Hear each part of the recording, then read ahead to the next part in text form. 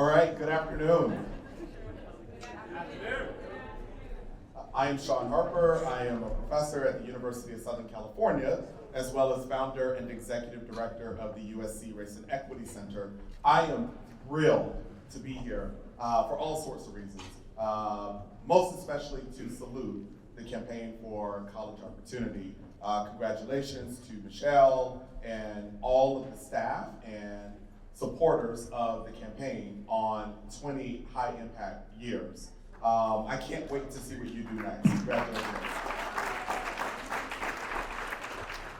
I especially love the theme that you picked for today, vision and action for equity. I'm not being gratuitous here. Everybody in the room knows that really yours has been 20 years of a vision and action for equity. It's not just a theme for the day, it is who you are and it's what you've done, who you've always been. In so many places across California and throughout the United States of America, really, where equity has been achieved and sustained, the Campaign for College Opportunity has played a role in guiding that change. So really, bravo to you. Today's panel, there's so many reasons why I'm excited about this. You're gonna get a data debut, which is one of my favorite things as a researcher, as you might imagine. But we're also gonna have a really spirited conversation with some of California's top leaders from across the systems. I will tell you who they are a bit later, but really, we're here to offer you an understanding of the state of inclusivity and diversity among faculty and college and university leaders throughout California. We're also going to give you some real strategies for ensuring that hiring and welcoming campuses support the diversity of the student body. I just want to say that it's really important that the faculty, staff, and administration of our campuses reflect the diversity of the student body. I think we all get that, right? Our campuses, almost all of them in California, look like California from a student perspective. Not so much from a tenured faculty perspective, from an administrator perspective. So we're gonna spend some time talking about that. I think that it's really important for us to recognize the opportunity that we have in this conversation to shift the onus of equity from student level things to institutional level behaviors and characteristics. That's gonna be really, really, really important. I love that the data that we're gonna debut here in a moment gives us a bit of a demographic snapshot of where we are, an updated demographic snapshot. I care very much about the race, ethnicity, gender, and other dimensions of diversity that are represented in those people that we will hear about in the data points. I think the data points themselves are really important. And, this isn't a or, and at the USC Race and Equity Center, we also care about what they experience. Those faculty members, administrators, trustees, and others who make our institutions diverse, we care about what they experience. We care about how much power they have. We care about the ways in which power asymmetries disadvantage them personally and professionally. So I want us to not only think about the demographic makeup, but also what it means to be truly inclusive and equitable in the higher education workplace throughout California and across the country. Here's a real cliffhanger. I promised you some data, but before we get there, earlier today we played a clip from the class about the importance of supporting high school students on their pathway to higher education. But the series also follows the journey of Mr. Cam, the college advisor, as he applies to graduate programs in higher education. Throughout the series, Mr. Cam speaks about the challenges that arise due to the lack of diversity in the faculty at the high school he works at and at the college that he graduates from. In the next scene, which we'll see here in a second, Mr. Cam speaks about the challenges that arise due to the lack of diversity, but you'll also learn more about his backstory and why he feels so compelled to work in higher education, starting as a college advisor at his alma mater. All right, let's take a look.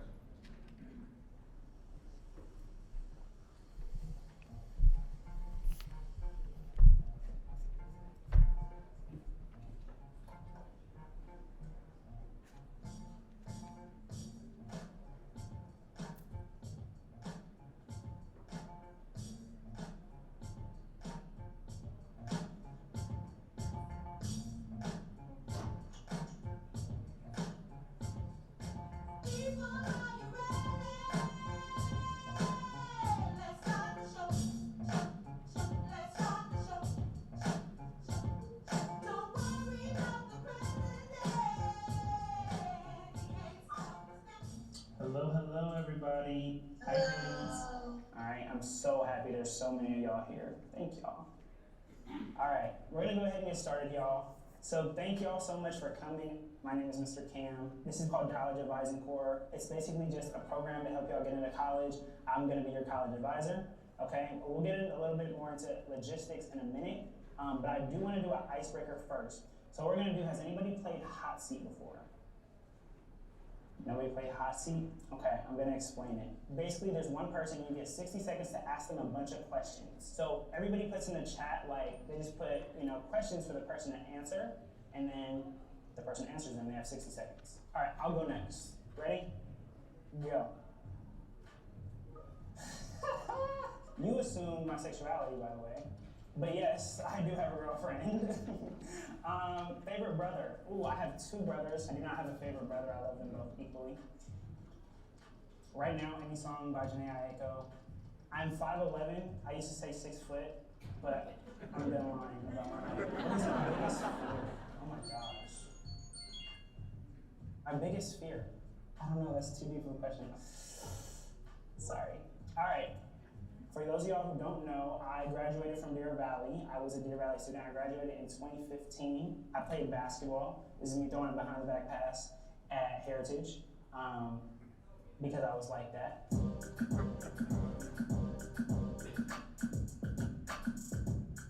I grew up in East Oakland. I grew up on 66th Avenue. When the housing market crashed, we went from a small duplex where I shared a room with my brother, but my parents had their own room, to my grandma's house. So we all moved in together, and then somehow, some way, my parents found a way to buy a house in Antioch. We were looking, trying to buy a house, and then finally, boom, it happened for us. It was amazing because we never thought we would get there. So that was 9th grade. When I got to Deer Valley, I ended up kind of getting a friend group, playing basketball like I always did. I was a high achieving student, but I didn't have what we call social capital. And I got a lot of stuff like, I forgot you were smart. I had a lot of teachers making certain assumptions about me because of the way I dressed. My parents wanted me to do well, but they didn't necessarily know this is how you get to college. When I got here, there was no college and careers admission, and so there wasn't a huge college going culture, right? I mean, he always got really good grades, but I mean, he really didn't have a whole lot of extra support to try to get him into college. And there was a rude awakening because he thought he was going to get into every college he applied to, and he did not get into any of the UCs. I don't even think he got into the state schools, actually, which he was like, that crushed him. When I didn't get into a lot of really competitive schools, I was shocked because there was this narrative that if you work hard, then you will get there. It was really hard for him because we had to talk him into being okay with going to community college. We could not afford to send him to a private college. And even though I've, gotten to this point, and in some ways this system still does work for me, I see so many people it doesn't work for, especially right now.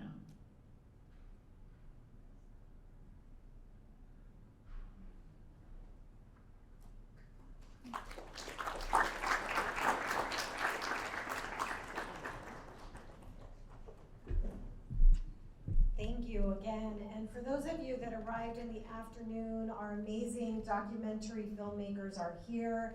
Jay and Adam, stand up so the whole room knows who to contact when they want to stream. Thank you. Thank you for really bringing to life the stories of the students who are the reason that we all do the work that we get to do. I am so honored to be a part of this conversation with all of you. And when Dr. Sean Harper is throwing accolades, well, you know, I mean, thank you. You know how much we love and appreciate your leadership, your work. You have changed things for higher education, and I'm so proud to call you a friend and have you here today for this conversation.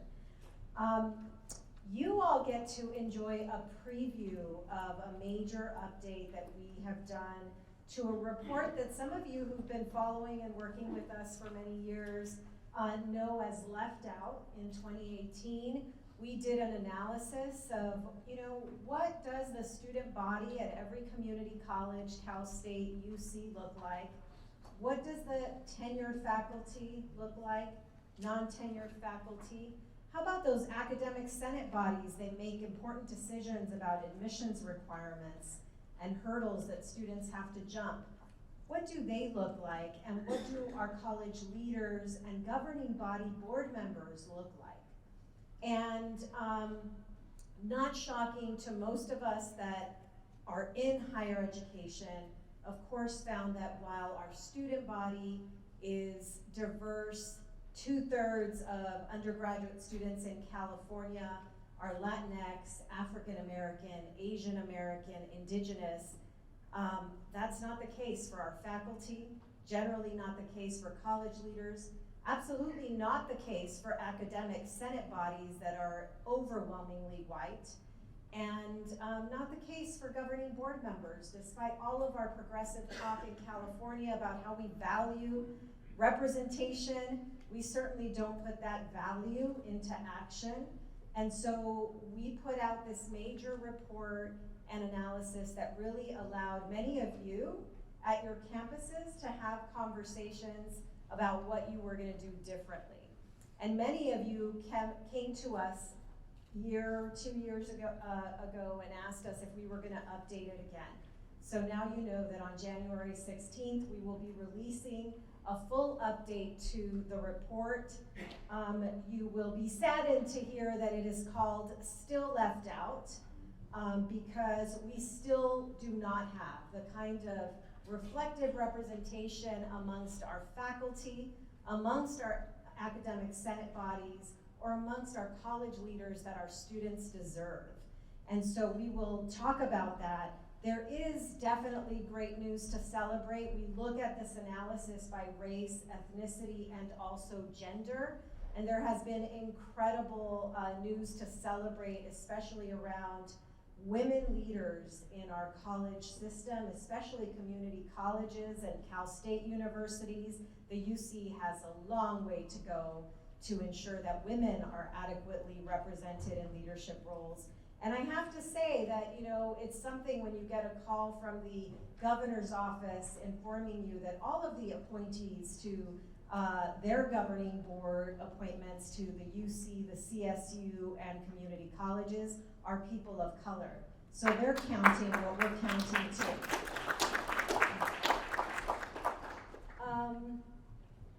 You know, today as I was thinking about this conversation, I was reminded of the quote from Albert Einstein, who said, "Everything that can be counted does not necessarily count, and everything that counts cannot necessarily be counted."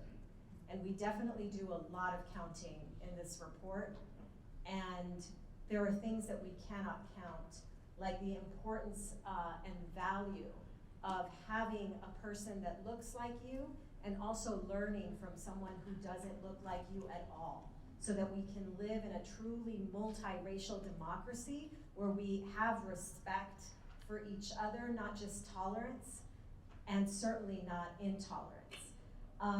So to kick off and share and preview some of the findings, I'm super honored to be joined by some of our incredible student leaders who will share some of the data with you, and more importantly, share what can't always be counted, which is their incredible experience in higher education. So join me in welcoming three of our students. Casey Chang.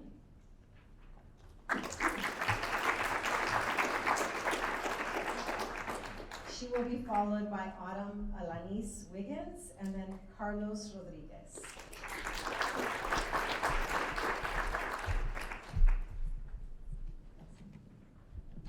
Good afternoon, college leaders, practitioners, students, and community partners from across the state here with us today. My name is Casey Chang, and I'm a student at Mission College. I'm also the newly appointed student member to the California Community College's Board of Governors.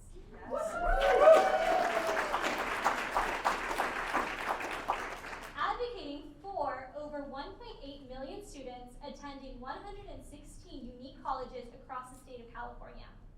As an active student leader, I'm encouraged by the potential of the community colleges in the largest and most diverse higher education system in the country. 14% of our students identify as Asian American, Native Hawaiian, and Pacific Islanders, nearly mirroring the 15% of on-peak residents across the state. This great news comes with a few caveats. Being surrounded by Asian American communities in the Bay Area, where I'm from, you would expect Mission College faculty and leadership to reflect that diversity. However, I've often experienced a disheartening lack of representation while going to school, particularly as a STEM major. While I've had several professors who've been Asian American men, navigating higher education as a woman of color has come with its own difficulties, as I have yet to have a class led by a female Asian American professor, and it feels like my identity has been left out. Additionally, it's discouraging to witness the representation and imbalance serving on campus-wide and district board positions.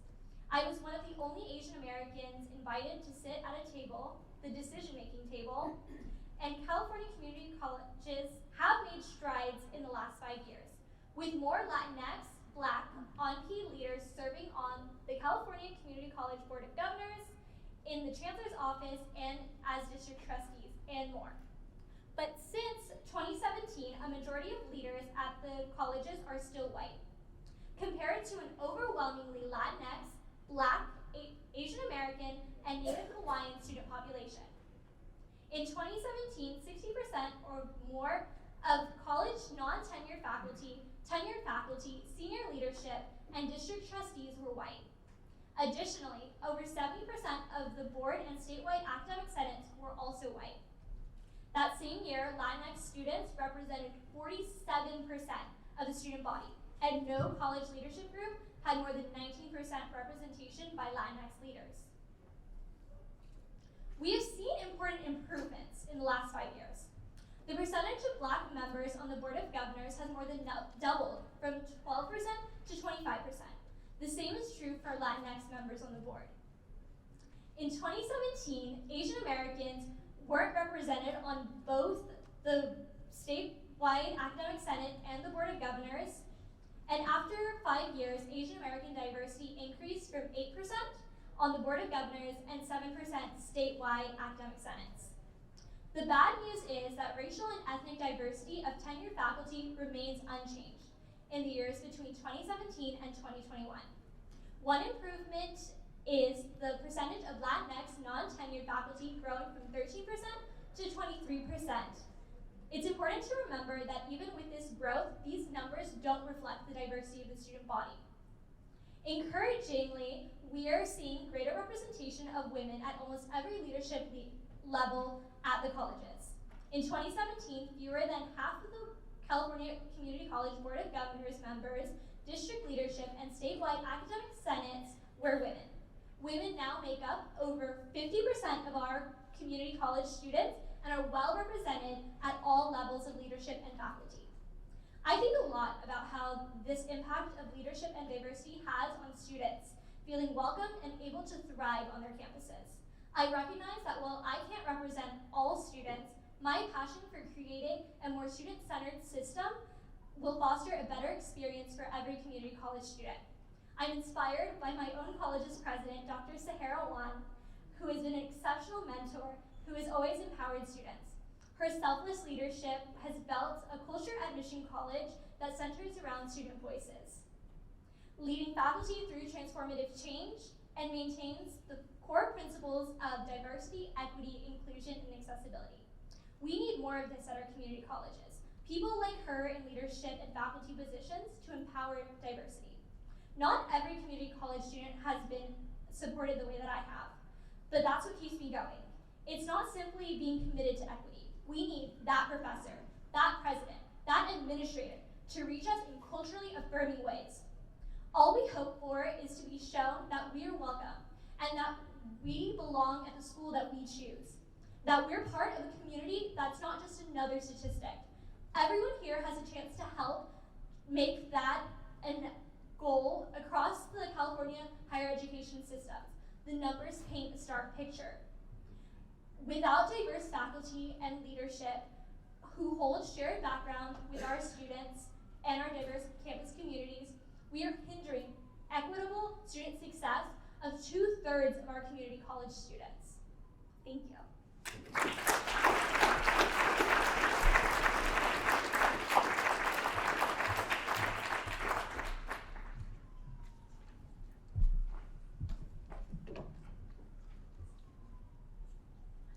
Good afternoon, everyone. Thank you so much to the campaign for inviting me here today. My name is Autumn Alanis-Wiggins, and I serve as the student body president for Chico State.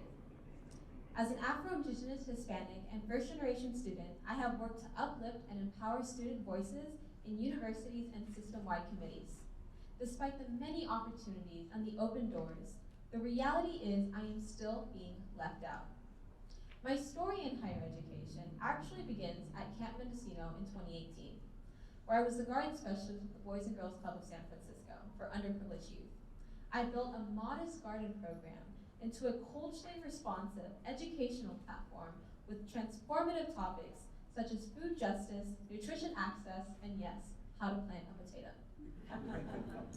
Cultural richness within nutrition pushed me to pursue a degree at Chico State in nutrition communication. I was excited to feel empowered studying nutrition, but as I started my classes, I discovered a program that was not quite culturally responsive. Teaching about the benefits of kale and quinoa, rather than the intersectionality of systemic racism with food swamps and nutritional inequities impacting children like the ones I have worked with at Camp Mendocino. It quickly became clear to me that the absence of diverse identities in faculty and leadership positions hinders us from equitable student success, causing ripple effects to holistic advocacy to address diverse student needs. This is not an issue affecting just my campus, but one that is prevalent across the entire California State University system. Today, enrollment in the CSU is incredibly diverse, with nearly 70% of our student body identifying as Latinx, Black, Asian American, Native Hawaiian, Pacific Islander. However, leadership and faculty are still overwhelmingly white. In 2017, the CSU Academic Senate was 83% white, and over 60% of tenured faculty also identified as white. Yet, Black faculty were only 4%, and Latinx faculty 10%, despite Latinx students making up 43% of the student body. When we look today, as you can see, not much has changed. In the span of 5 years, CSU representation across the board is still sorely lacking in racial and ethnic diversity. The representation of Black and Latinx faculty has not changed since 2017. Senior leadership has improved marginally by 3 percentage points. And while some important gains have been made for Latinx and Black representation on statewide academic senate, it is not nearly at adequate levels to make systemic changes that reflect our students. In my work as a student leader, I have noticed misguided efforts in enacting systemic change. Transformative ideas and stories made to empower and uplift diversity are watered down, landing on the shoulders of tokenized Black and brown students and campus leaders to follow through. The data clearly shows we are not doing enough to combat decades of inequities and representation across the CSU system. Strategic methods and practices to recruit, and most importantly, retain diverse faculty and administrators must be a priority.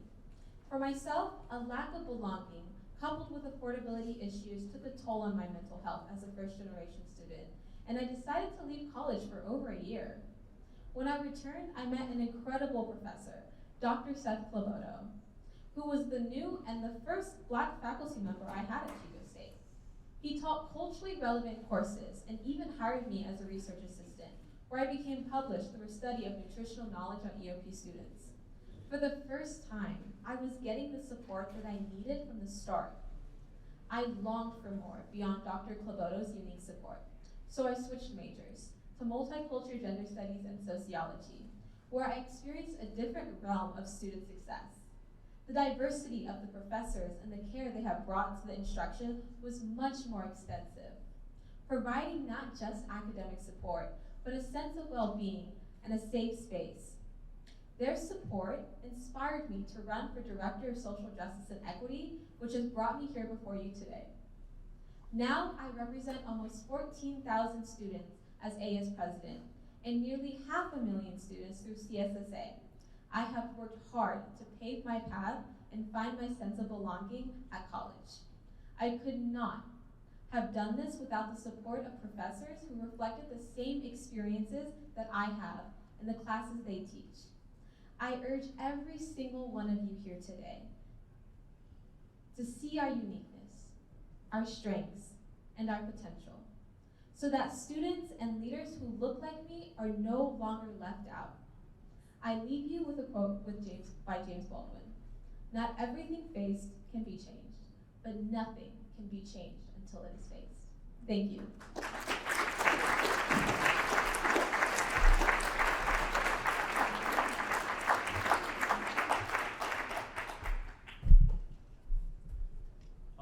Just real quick, Richard, my roommates requested to tell you that parking ideally is horrible. For everybody. Yeah, parking is a nightmare. Hello everybody, my name is Carlos Rodriguez, and I'd like to begin by saying that I am many things. I am the first in my family to graduate high school, a first-generation college student, a graduate of Porterville College, the son of Mexican immigrants, system impacted, and a first-year transfer student studying economics at one of California's most selective institutions, UCLA.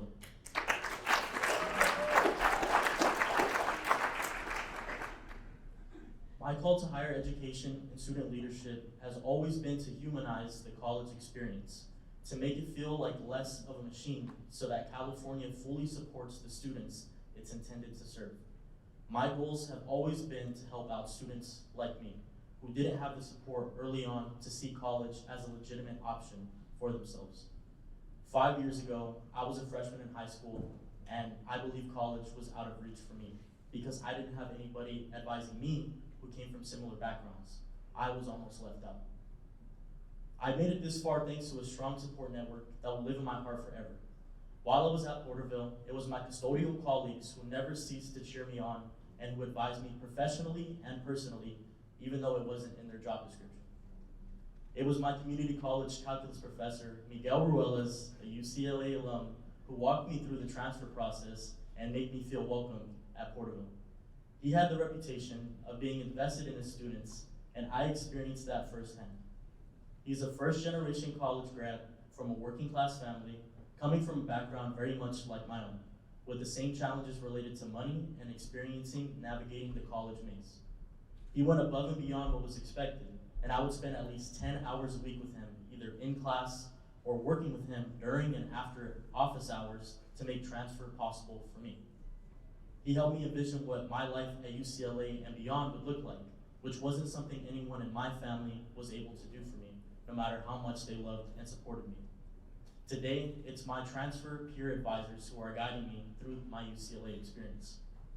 I've been at UCLA for 1 quarter now, and I still have many questions. and challenges as a first-generation transfer student trying to navigate an elite space which is a large departure from my experience at Portugal College. I came from a system where 46% of students are Latinx, to a system where only 25% of students are Latinx, and even less at more selective campuses. But the UC system does have a diverse student body. Over 60% of the UC student body is Latinx, Black, Asian American, Native Hawaiian, or Pacific Islander, but that hasn't changed much in the last 5 years. Despite the rich diversity of the UC student body, similar to the community college and CSU systems, UC's leadership and faculty is overwhelmingly white. In 2017, 70% of tenured faculty and campus leadership was white, and 82% of the UC Academic Senate was white. In 5 years, with the exception of the representation on the UC Board of Regents, every category of leadership, from tenured and non-tenured faculty, statewide academic senate, and campus senior leadership remains at least 50% white. Latinx professors represent only 8% or less of faculty, despite being 25% of the UC student population and more than half of all K-12 students in the state of California. The UC Board of Regents is by far the most racially and ethnically diverse leadership body within the UC, where over half of the regents are either Latinx, Black, Asian American, Native Hawaiian, or Pacific Islander. What I've found is that leaders who come from shared backgrounds or look like you can break through the cold exterior of higher education. With diverse leaders, students are more likely to find someone who can answer their financial aid questions, who can guide them through selecting classes, and who can ensure students are on the road to a timely graduation, all without judgment because they have trudged the path before. Education becomes accessible to those with diverse backgrounds when people from those same backgrounds are assisting the newer generations. I'm still very new at UCLA and hopeful to build a community here, but this process can be made a lot easier with a system-wide effort to diversify UC leadership. Situated in the heart of Los Angeles, it's disheartening to see that neither the students nor the leaders reflect California's rich diversity. You have the data, the research, and all the information you need to take action. 5 years later, one thing is clear: California's Black, Latinx, underrepresented Asian American, and Native Hawaiian Pacific Islander residents and scholars are still left out, limiting our potential to strengthen our state's future. Thank you.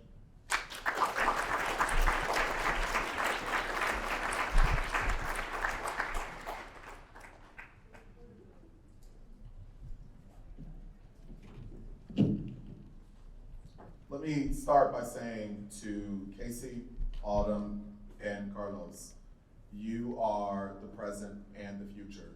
You give me and all of us hope. Let's give them all a round.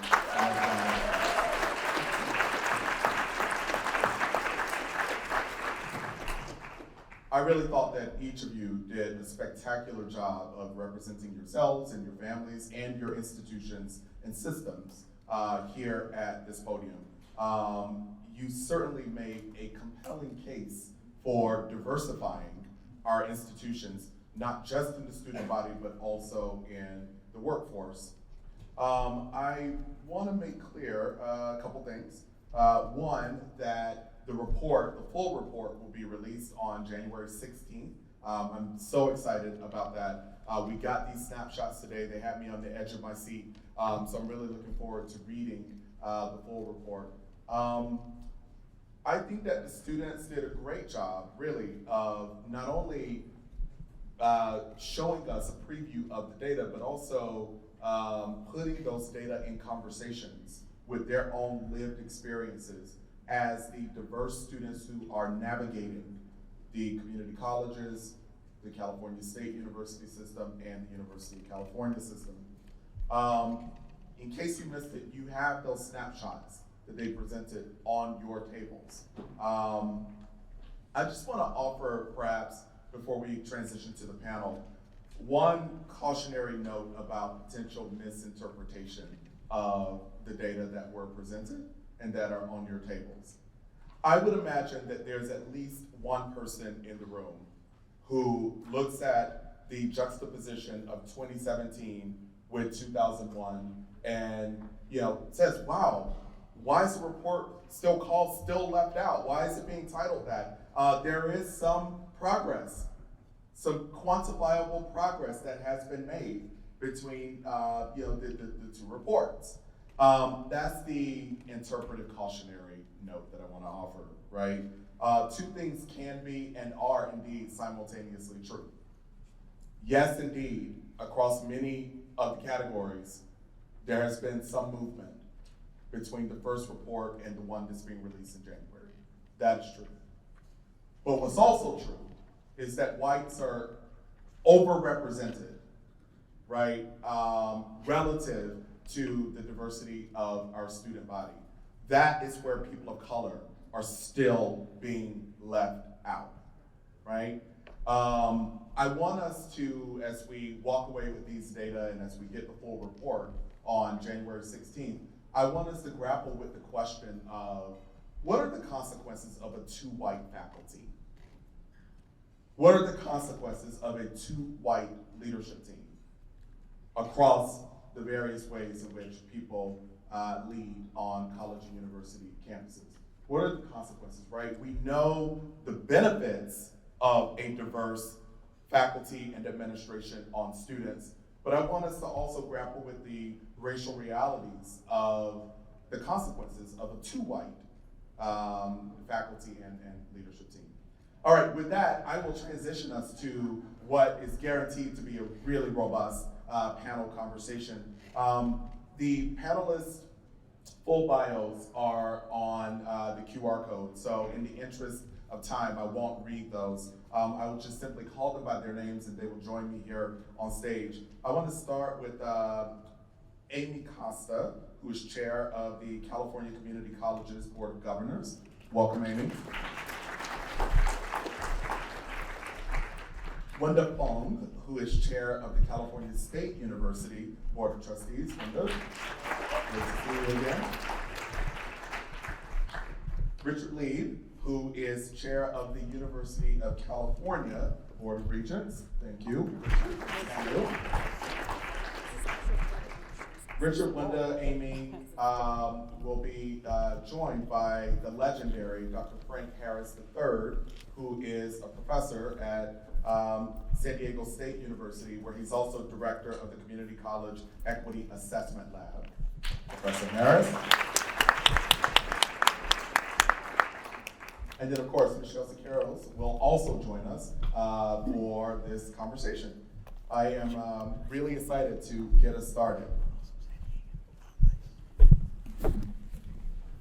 All right, I'm going to start actually with the governing board members in no particular order, but I would like for each of you to weigh in with just some reactions to the student narratives that we were just gifted, as well as the data that those students presented. I'll start. Thank you, Casey, for sharing it, and for all of the student leaders. I really appreciate it. I wish I could say that I was surprised, but candidly, I'm not. I've been involved in education policy for close to 20 years. I think equity has always been an issue. I will say a ray of hope for me is the way we talk about it in policy circles has really evolved a lot during my time here. And I think it's really easy for people to think about the college experience that they went through. And it's markedly different. And so I always feel so lucky that we have our student trustees to give us their lived experience on our board. We just recently had Joshua Elizondo, who was on our board. He's former foster youth. He really enriched the conversations we had as a board about talking about that lived experience. That's not my lived experience. And so I wish I could say I was surprised, but I'm really not. Thank you, and I also want to join in thanking our student leaders, Casey, Autumn, particularly from Chico State, and Carlos. Thank you so much for your generosity in sharing your stories. I always see things on a positive slant, in that I am happy with the improvements that we have made. we do have a lot of work to do. I am happy with the changes that we've had in our presidential slots. In my chairship, I have actually served as chair for 18 months. I have 6 more months to go. And in those 18 months, we have had 10 presidential searches and appointments, and a chancellor search. And actually, we are in the process of 3 additional presidential searches. So I can tell you that with great confidence that we have really made a concerted effort to make certain that our leadership in our 23 universities are diverse, that our presidents believe in the core value of diversity, equity, inclusion, justice. I was really interested in seeing the data because one thing that I had not really been aware of is the makeup of our academic senate. And actually the chair of our academic senate is here, Beth Steffel. And it's something that I would like to share with the academic senate, particularly in our next plenary meeting that we discuss this.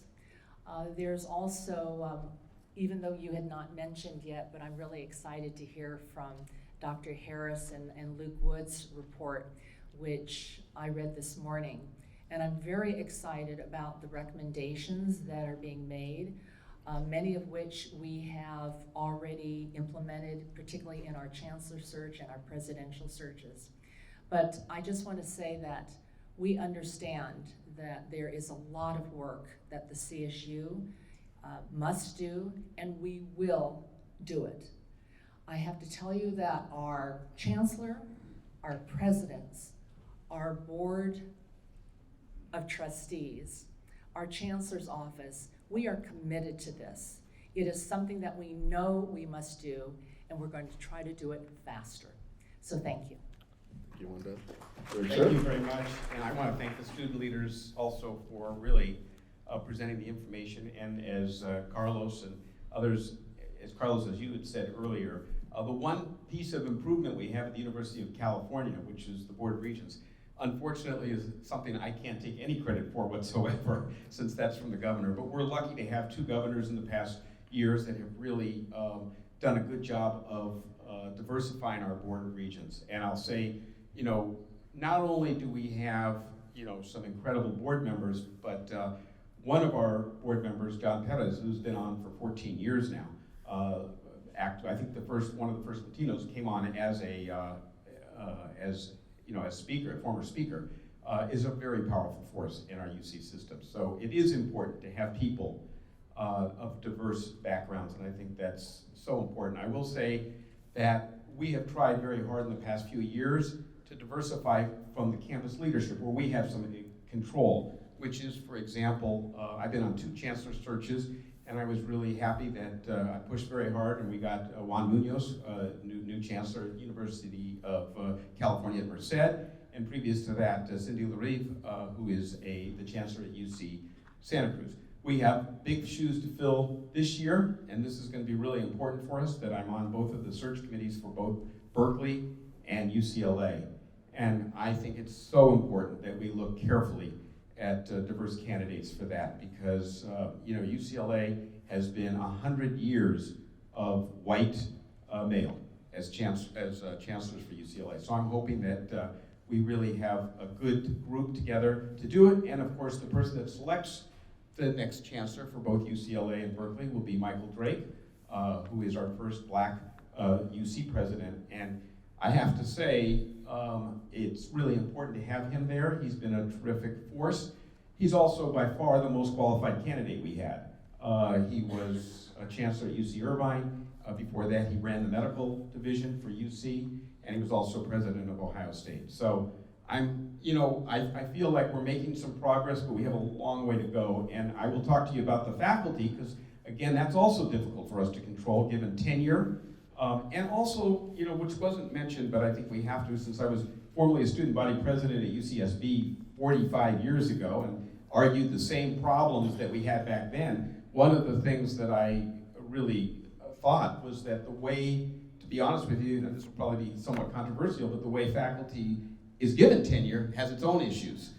Usually it's the people who are in power who then grant tenure to those, and oftentimes what I saw at UCSB 45 years ago is you give it to the same people who look just like you. So we have a lot of work to do in terms of tenure, and as you can see, the numbers are very slowly, getting better, but too slow. And the last thing I had mentioned too, when you talked about the difference between 2017 and 2021, it's also 5 years later we're more diverse than we were in 2021. So our numbers, especially in the UC, despite the fact that it looks great for Latinx, it's actually gotten worse because the percentage is lower. Even though it's gone up for us, the percentage of high school students that are Latinx is higher. So we have a lot of work to do. Thanks.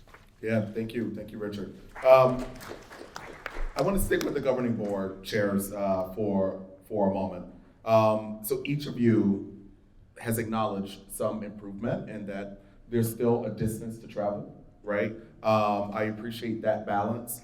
Talk with us about some of the efforts on the campuses and in your systems that have led to the diversification of the leadership. But then also talk about some of the barriers, right? And what you think is gonna take to overcome those barriers.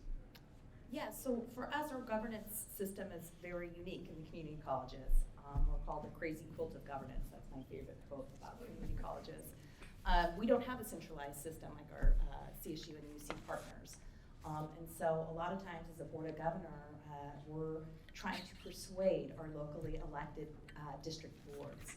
But we have made some progress, I think, as a system, which is several of my colleagues, along with our academic senate, sat on a task force regarding DEIA.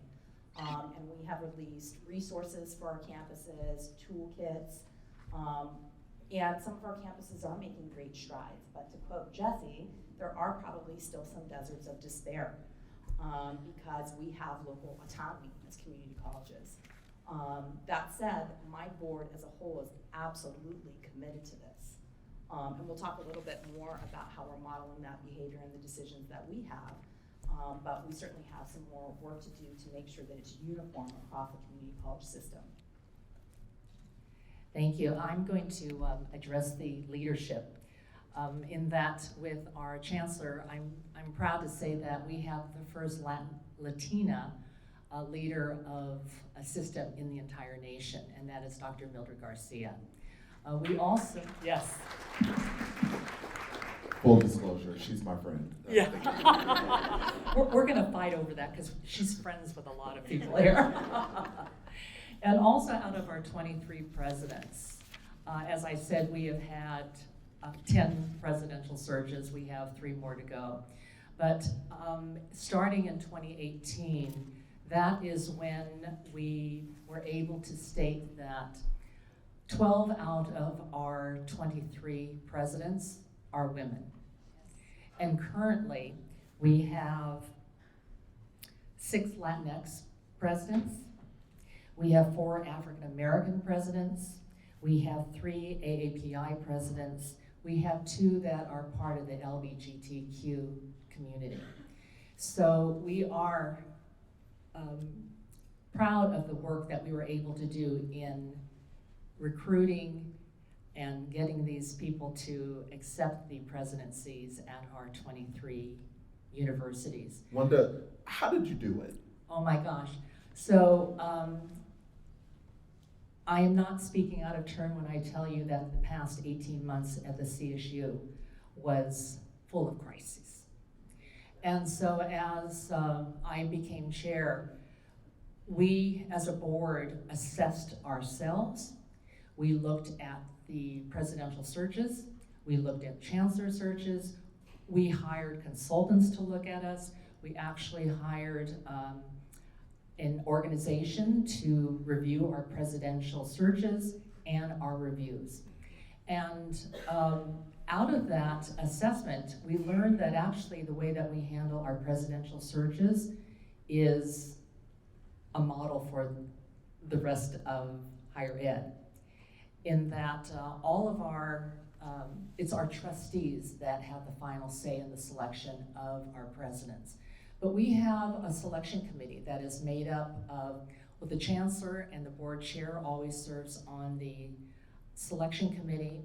But our selection committee, besides having some trustees assigned to it, we make certain that the campus community is represented.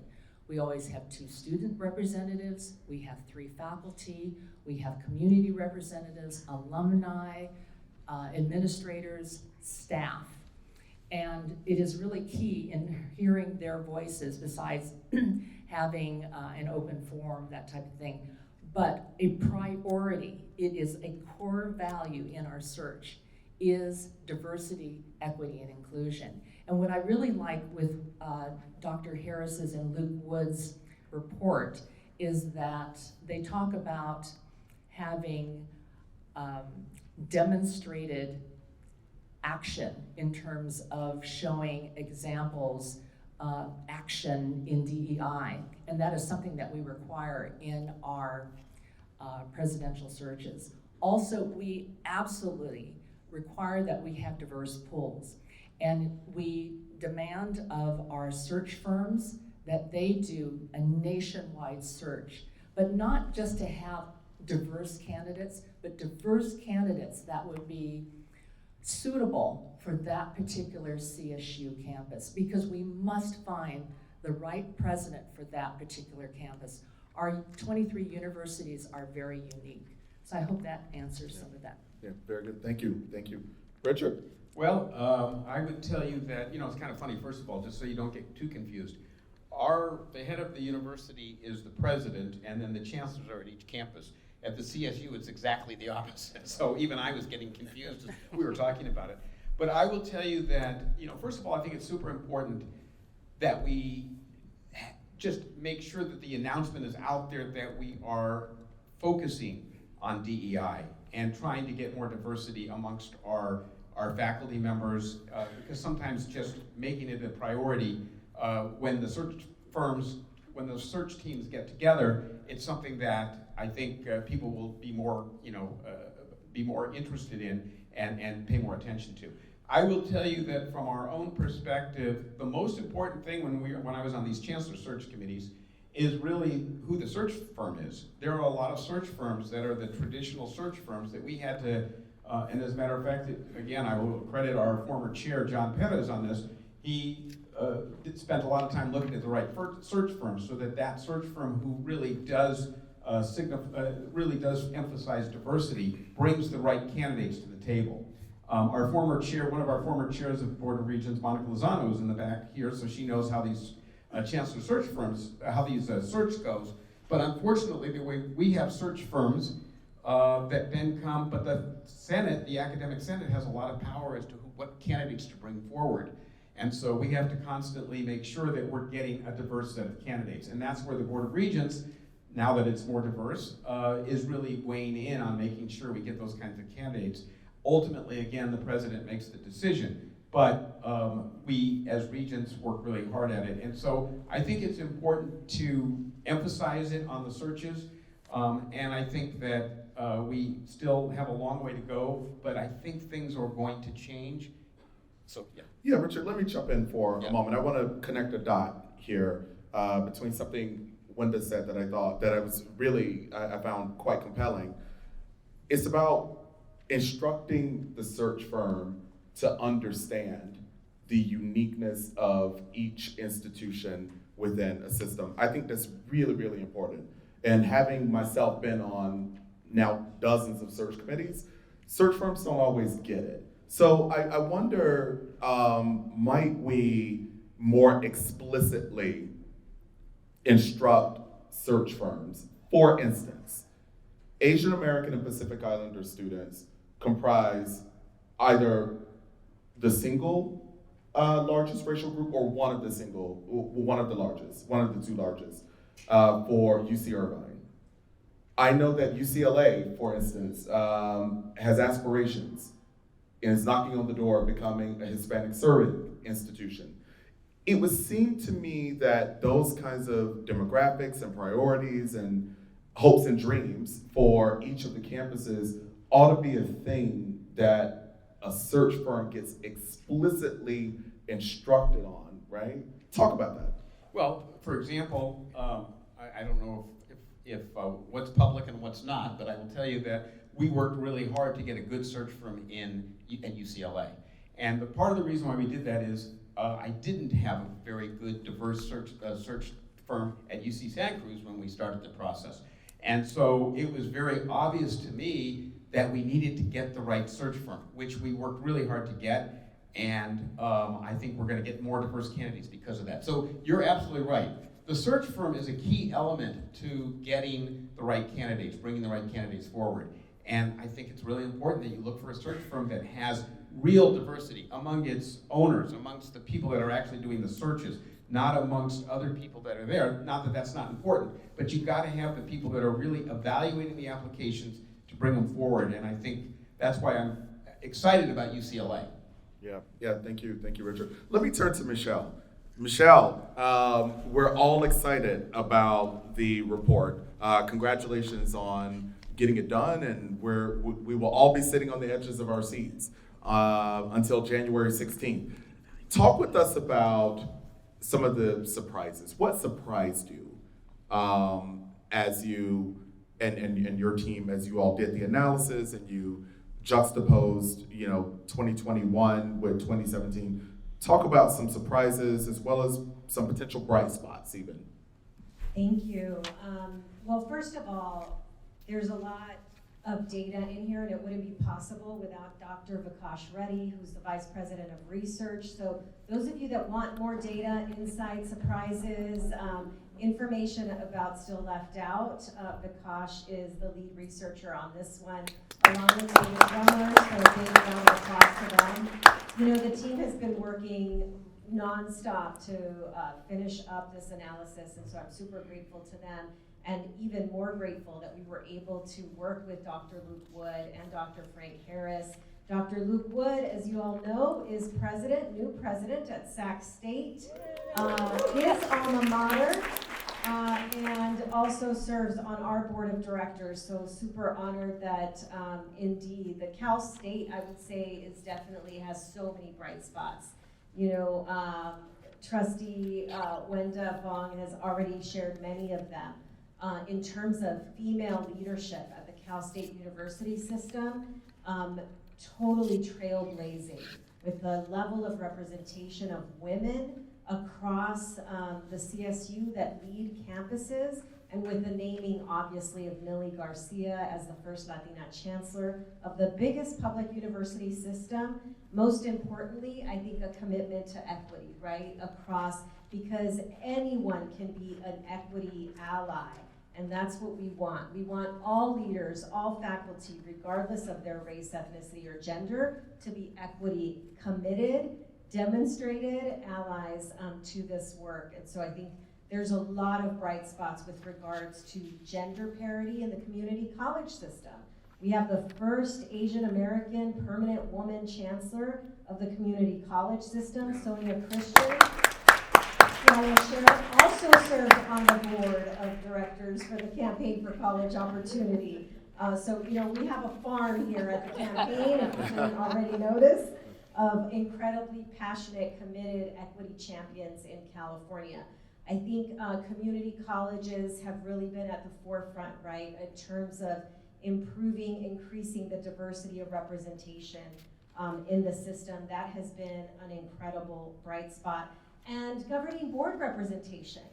I mean, we have had a governor in Governor Newsom and his team truly committed to ensuring that the folks that sit on this board, that lead the UC Board of Regents, the CSU Board of Trustees, the Board of Governors, look like the students more so than any other governor has ever been committed to. And so we are super grateful to that.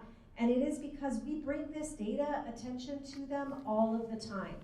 I would say what has been frustrating, and many people, like you said, Dr. Sean Harper, would say, well, it's only been 5 years. We've got to be patient.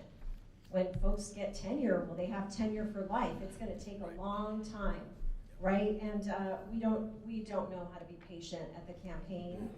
And Dr. Harris can speak to exactly how you can challenge that notion, because actually what we found in our first report was really disturbing, because folks said, well, people have tenure, and so it's going to take, until they relinquish that seat for there to be real diversity. And then we said, well, let's look at non-tenured faculty. And guess what? You find there's hardly any diversity amongst non-tenured faculty. And if that's the line to get tenure, then you know that nothing is going to change in how we reflect our student body unless we are actually facing it the way James Baldwin was aptly quoted earlier today, right? And Dr. Harris speaks to that. Michelle, I really appreciate that we've acknowledged the leadership progress, right? With board members and chancellors and presidents and so on. Can I be selfish for a moment? I'm a faculty member, so I'm self-interested here. When we look in the faculty categories, there has not been progress really. Especially when we look across each of the systems for Black faculty. The numbers are almost really, they're identical across the two time periods. With the exception of the community college system, they're almost identical for Latinx faculty. So respond to that. Talk about what has to be on the agenda today, on January 16th and beyond, to ensure that faculty of color don't continue to be left out. Well, we have to change the way we are doing faculty hiring. And I think Dr. Estela Ben-Simon has been a champion for talking about, well, how do you even write a job description? And Dr. Harris, I really feel like I should turn it over to you, because in this brief, which you can download from our website, posted today, you talk specifically about equitable hiring practices, equitable cluster hiring practices, equitable interview practices, and equitable practices for ensuring not only that faculty are hired right, but they actually come into an environment where they're supported and they're going to feel like they can stay and belong. Michelle, you just did exactly what I hoped you do, and you just built us a bridge to the legendary Professor Frank Harris from San Diego State. Frank, first off, congrats on the release of this newest publication, and many thanks to you and President Luke Wood for your continued intellectual leadership. So yeah, please tell us about the new publication and some of the highlights for this audience. Yes, certainly. Thank you, Dr. Harper. Thank you, Michelle. Thank you, everyone who's here. I think it starts with, I'm actually reminded of a piece, and I'm glad Estela Ben-Simon is here, but about 20 years ago, you and Estela wrote a piece. The title, the exact title escapes me, but it talks about the importance of race-conscious leadership, right? And I think whether we're talking about diversifying faculty, whether we're talking about leadership within systems and institutions, that's what it actually starts with. You have to have leaders who are in positions of power and influence, and who actually use the platform to ask the right questions, to demand accountability, to be able to seek out talent. Luke Wood, congratulations, Trustee Fong, slam dunk hire. Yeah. But I'm certain you would agree that it wasn't easy to just say, hey, I want to, pick Luke Wood and tell him to come here, right? I mean, Yes. it requires a lot of work, a lot of intentionality, a lot of work before the opportunities even become present. Yes. And what I appreciated about the opportunity in writing this and drafting this brief is that we got to really break the process down in various discrete ways, right? So we talk about this in these sort of very macro concepts in very macro ways, but it does require everything, starting with, first and foremost, why would a racially diverse candidate want to even come and work within our institution? First and foremost, right? Is this a place that's aligned with and conducive to their success? And if so, what are the things that we have to have in place in terms of resources, in terms of communities? How do we make sure that we can attract the applicants to want to even have this be their professional home for as long as we need it to be, right? And so there's a lot of work, a lot of intentionality, a lot of strategy. We have to really think about faculty hiring and faculty diversity the same way that we think about capital campaigns. We want to raise, if we can raise $1 billion, right, at UCLA or other institutions, then certainly we can hire and diversify faculty, right? Yeah. But the ways, the intentionality and the marketing and all of the strategies that we use to raise money, faculty hiring and faculty diversity need to be held just as important and approached in very similarly serious ways, right? With accountability, with benchmarks and all this. So those are the things that we try to communicate in the brief, right? How do we make this process that is often opaque, more transparent, and give folks tools and resources and say, no, these are the questions you should actually be asking in an interview. This is what a good position description looks like. This is how you use and leverage cluster hiring, right? And just to be very transparent in how to go about doing it. Professor Harris, before we transition to Q&A, I'm struck by where you started. You talked about leaders using their platforms to stimulate the kinds of change that we need to see. Frank, would you agree that regents and trustees ought to raise questions about why are there so few Black faculty, for example? Even the raising of that question from a trustee or from a board of regents might in fact send some folks into a frenzy in search of solutions. Am I wrong on that? I might be wrong. No, you're absolutely right. I think it starts with raising the question, right? Because when you all raise the question, right, and when Pam Haynes, who I saw in the back row, raises the question, it signals the importance and it suggests that it's a real priority. But it doesn't just stop there, right? I would even go so far as to say, so you're going to be hiring a new colleague to be president at UCLA and UC Berkeley. So couldn't that person's part of how they're evaluated in terms of performance, shouldn't faculty diversity be a part of how they're evaluated, right? In their role as I guess it would probably be the chancellor, not president, within the UC, right? So having strong measures of accountability in governing board meetings, asking for the types of data that we see presented in the left-out report, right? Disaggregated by institution. I would even go so far as I'm actually in some ways,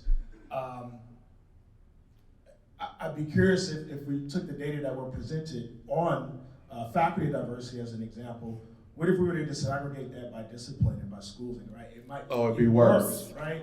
But those are the types of things that I think a regent, a trustee, a board of governors member, those are the questions that we should ask often.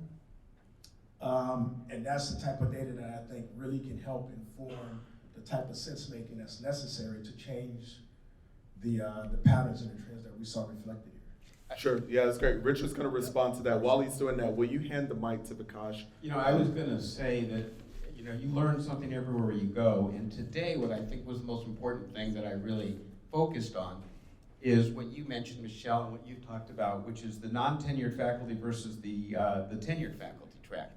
And, you know, you can always rely on, or you can always say, well, you know, it's faculty. First of all, of course, we have to hire a lot more faculty because we have a lot more students. We're trying to get more access. We're trying to do satellite campuses in all of our places and areas, like, for example, at UCLA, we're trying to get, we bought a building in downtown LA to eventually get people from, you know, more diverse students from areas that make it easier. But our problem is that when we hire even more faculty, when I see here and look at the numbers from the report, that the non-faculty is, you know, just as non-diverse as the faculty, that really drives the question for me. And that's what I'm going to do, to go back and talk about that, because I think that's a key thing. I think it does go back to the same thing. Who's hiring the non-faculty, the non-tenure? It's the same people that are not diverse are hiring the non-diverse people. So that's why we have to, you know, I think it's important for the governing boards to do that, and that's what we're trying to do.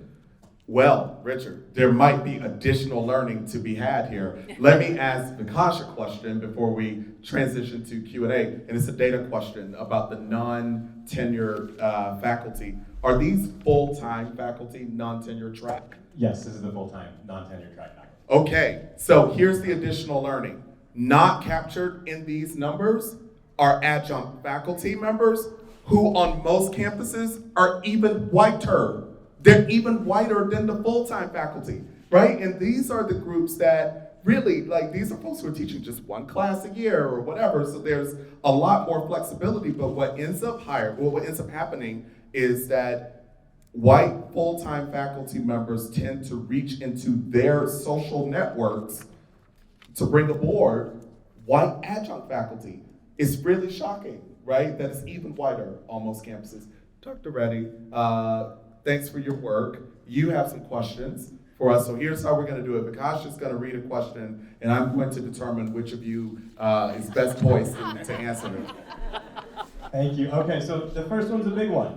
One frequently cited excuse for the dearth of diversity in faculty and leadership is the so-called pipeline problem, which claims that there simply aren't enough candidates of color to fill these positions. Now, research surely shows that there is inequity in graduate school admissions and success, but the truth is that there are many candidates coming from minoritized communities who can fill these positions. Research also shows that these candidates are held to higher standards than their white peers and must often channel traits and characteristics of their white peers.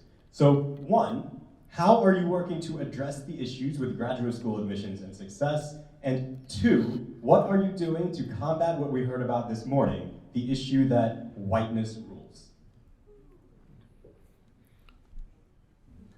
I kind of don't know who to give that to. I'm like, I'll take it. Yeah, please. Please, it's all yours, Amy. Thank you. Thank you, Amy. I've thought about this a lot, and I actually really like the term intentionality. Yeah. And I am going to call out one of our student leaders, Amber, because I think in a lot of ways this is kind of the issue. So I was talking to her in the lobby before, and I was asking her, she's getting ready to graduate, what are you doing? She's looking at graduate schools. She's like, I'm really interested in higher education, but I don't know, because it may not be a welcoming environment. And so to this pipeline issue, I think, and shout out to Pam Haynes, because when we did our chancellor search, it's not enough when you're looking to say, oh, do you have a database of diverse candidates? You actually have to tap into a network to make people feel welcome on campus. And I think we really need to be mindful that we're not always a welcoming environment. And I also think we, as the systems of public higher education in California, could do a much better job coordinating. I mean, in corporate environments, they have high potential programs where you find somebody and you mentor them along. We really need something like that for faculty. Excellent, thank you. Can I add one piece to it also? Sure. We also have to think about the other considerations, right? When a candidate is considering an opportunity, where are they going to live, right? Do you have an opportunity for their partner to also join them? Do you have other resources? Are you willing to give them startup packages that could help launch their research lab? Are you giving them excellent graduate assistance, right? So there's all these other considerations that come into play that we also have to think about. That it's not just about, okay, here's a job, go do it. There are other resources that are going to be necessary for them to be successful. And so making sure that that is part of the conversation as you're forming position descriptions, and making sure, do we have the resources? Can we provide the resources that a candidate is going to need, particularly a diverse candidate is going to need in order to be successful? Yeah. Excellent, thank you. Vikash? What ideas do you have to hold institutions accountable and make sure that they do actually implement equitable faculty hiring practices? Let's go, Wanda, on that one. Well, we're going to be turning to our presidents, our CEOs of our universities. And I know that our chancellor has annual reviews with each of the presidents and sets goals and metrics. And we as a board have presidential reviews every 3 years.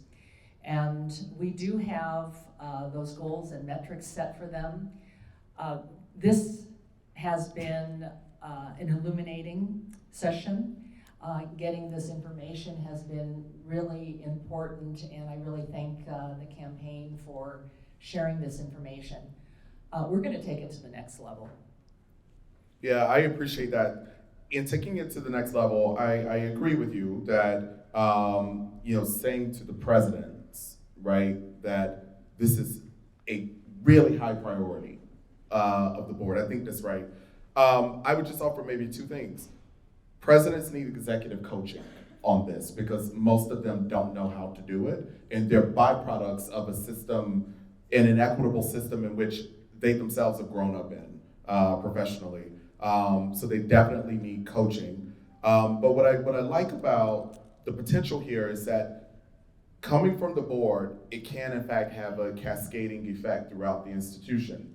If the president, you're saying to the president, we're going to hold you accountable in our reviews, then the president says to the provost, his, her, or their deans, and vice presidents and so on, I'm going to hold you accountable.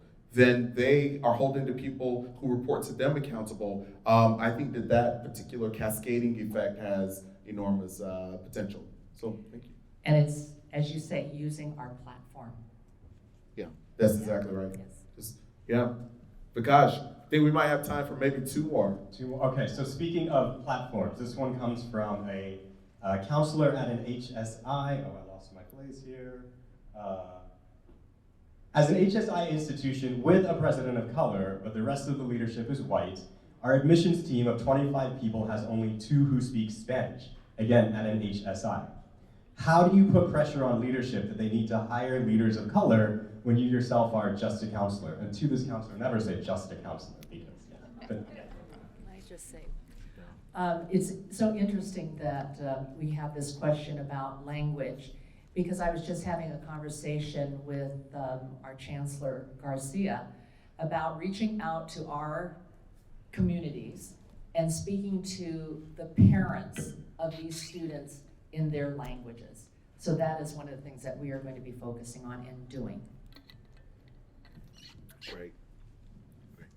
Anybody else want to weigh in on that one?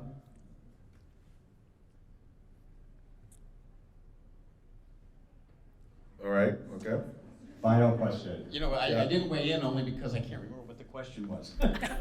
How do folks who are maybe lower down on the leadership or within the college advocate for the hiring of leaders of color at their institution? Yeah, I mean, I think it's just important that we have chancellors on each of the campuses that are inclusive in terms of getting everybody to talk to them. You know, I look at, like, for example, and we're both from San Diego, Pradeep Khosla, who's the chancellor at UCSD, very inclusive chancellor that wants to get opinions from everybody. And I think that's what's really important. And as we pick new chancellors, we have to just make sure that they're willing to do that they want to go into the system and really get diverse opinions from a lot of people. Yeah, Vikash, I'm so glad that we came back, right, and restated the question. I heard it differently the second time. So one thing I would offer, my work as a professor and our work in the center spans K-12, higher ed, and corporate context. One of the things that is fairly common in corporate context are employee resource groups. Groups of employees who form a collective based on shared identities and experiences. So I think like this question of, you know, what can counselors and people who are assistant directors and directors of things, what can they do? You can form a collective, right, to begin to make your needs and expectations collectively known, because your collective voice is much likelier to be met with the kind of response and outcome that you're wanting from more senior level leadership than one person's single voice. All right, Vikash, I think it's our last question here. All right, I think this one's a really important one. What recommendations do you have to ensure that hiring committees are both made up of a diverse group of people and have a transparent process? Well, I'll just say for our Chancellor Selection Committee, and this is what I'm talking about modeling for our districts, and this is really Pam Haynes, who I have to give a shout out to because she started it as president. She set me up for success, following in her footsteps. But she asked really tough questions of the executive search firm, including not just do you have a diverse pool, but how many diverse candidates have you successfully placed? How long have they stayed? Those are really key questions because it can't just be on the intake side, it actually has to be on the outcome. Yeah. She also made sure that we hired a firm that offered our board, which we took, unconscious bias training. And we did that before we wrote the description, we did that before we spoke with anyone. Because I think sometimes, whether you know it or not, you are sending signals to candidates, signals that are limiting them in participating in the process. Amy, how long was that training? I think it was our very first day. I want to say it was probably, Pam can correct me, one day, I think, before we began our process. Also, you know, we are a confederation, so we had a very robust public process, both in person and online, for all of our stakeholder groups to offer kind of what their hopes were for this new leader. I would echo what Amy said, but I would also say, for example, for me, for each of our 2 chancellor searches that we're doing right now, Berkeley and UCLA, we have 5 regents that I appointed. And of course, the most important thing for me was getting a diverse group of regents on each of those search committees so that we would have that. And I also want to just amplify the fact, 2 things. One, when we have a day, we each have a day of unconscious bias training. And at first, this was a couple of years ago, the first chancellor search I did, I thought to myself, I don't need to do this, you know. And then I did it, and I realized, wow, a lot of things I didn't even realize. You do learn a lot, so it's important to do.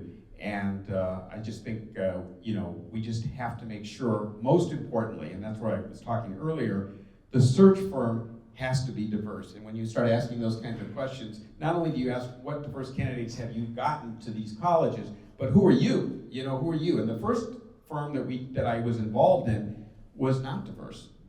And the one that we're doing now, both of them are. And it's really important because that's how you're going to get diverse candidates. So just to add to that, we do very similar things. And with our search firms, they are minority-owned businesses.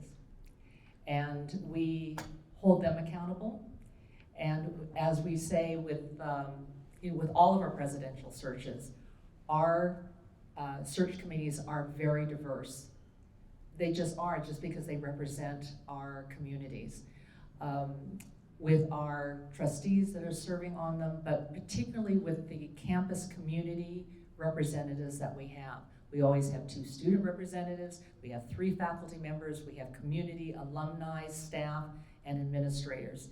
And they are the voice of those universities. Fantastic. Can I add one last point? I think it's also important after every search to debrief the process, right? Yes. Like, regardless of what the outcome, right, did it yield the candidate that we wanted, or was it a successful first search? There's always opportunities to improve. We always learn things. We always can, you know, maybe think, you know, we should have been more inclusive in this ways. We should have been more transparent in these other ways. I think that's really important to do. Not assume that the process you've used in the past is the right process for the present context. I have to say that we do that, and because of that, we've actually expanded our searches and frankly made them more effective because of that. Yeah, I think that's right. I want to conclude by making connecting some dots here. Frank, I think you're right about debriefing afterwards, and not just doing it on a one search at a time basis, but bringing folks together. This is not conceptual. This is a thing that we do at the USC Race and Equity Center in our trainings. We have people who served on search committees across the institution, say over the past 3 years, sometimes 5 years. And we invite them into a session, and we give them each a note card that is blank. And we invite them to write about or recall an instance of bias that occurred in the search process that they were a part of. Almost always, every note card has an example on it. So we then use those examples to not only help raise the consciousness of the people in the room who've already been a part of searches, but we then, repurpose that as data to inform future search committees in that particular campus context of instances of biases that have happened in searches. Is really, really powerful. I asked Amy how long that bias training was, because frankly, where many search committees go wrong is they have the 1 hour or 90-minute obligatory implicit bias session, and that's not enough, right? Frank and I both are 48 years old. He's older than me. He's older, but we're both 48. We both have 48 years of implicit biases and ways in which we've been socialized to think about, particular groups. And we're incredibly equity-minded, the two of us, but even us two, even we have implicit biases. Everybody does. The research makes painstakingly clear that everybody has implicit biases. No way you're gonna undo 48 years of implicit bias in 90 minutes, right? So there has to be a curricular approach, I would argue, to some of these things that we've talked about. All right, everybody, please, in the interest of time, join me in thanking Amy Costa, Chair of the California Community Colleges Board of Governors, Wenda Fong, Chair of the California State University Board of Trustees, Richard Lee, Chair of the University of California Board of Regents, Professor Frank Harris, Director of the Community College Equity Assessment Lab at San Diego State University, and Michelle Siqueiros, the President of the Campaign for College Opportunity. Thank you all, and thanks again to our student panelists and to Nakash Reddy. And of course, a big thank you to the amazing Dr. Sean Harper. As we all stand on the shoulders of the trailblazing leadership, research, and movement that Dr. Estela Ben-Simon has built, we are going to celebrate her tonight, honor her at this reception. As you get an even better view of my favorite city in the world, as the sun sets on our Vision and Equity event, I just want to thank all of you so much for joining us for this first of its kind event. But I also want to reflect that as impatient as I am, as urgent as the call to action is that we have been discussing all day today, how beautiful it is to sit in company with the chairs of these bodies, because it was only 30 years ago where it was members of the UC Board of Regents that made sure we banned affirmative action in California, and how transformative it has been to have your leadership, Richard, your leadership, Wenda, your leadership, Amy, to ensure that every policy that we pass is about our students, is about equity, and is about lifting up the success that we know every talented California is capable of. Thank you.